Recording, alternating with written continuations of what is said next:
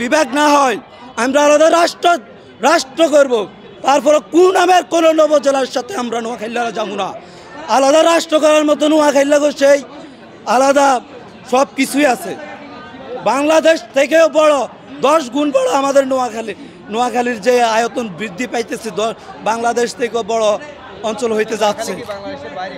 নোয়াখালী বাংলাদেশের একটা সুনামধন্য জেলা, আদিকাল থেকে একটা জেলা। তবে আমাদের সাথে যদি সরকার বৈষম্য করে তাহলে আমরাও বৈষম্য করব।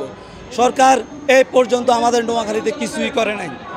আমাদের বৃহত্তর নোয়াখালী একটা প্রাচীন জেলা, এই পর্যন্ত তারা আমাদের নোয়াখালীর জন্য বিন্দু পরিমাণ কিছু করে না। যতগুলো আপনি প্রাইভেট মেডিকেল কলেজ দেখবেন আমাদের নোয়াখালীতে সব আছে প্রাইভেট মেডিকেল কলেজ। আপনার যা দেখবেন সব প্রাইভেট, যতগুলা অবকাঠামো দেখবেন সব প্রাইভেট। সরকারে এখানে কিছুই করে নাই। আমাদের নোয়াখালীরা সবসময় বৈষম্য শিকার। আমরা এরকম বৈষম্য শিকার হইতে একদিন আওয়াজ তুলব, আমরা আলাদা রাষ্ট্র চাই, আর এই বাংলাদেশের সাথে থাকতে চাই না। কারণ আমরা অবহেলিত, আমরা সবসময় কেন অবহেলিত হব?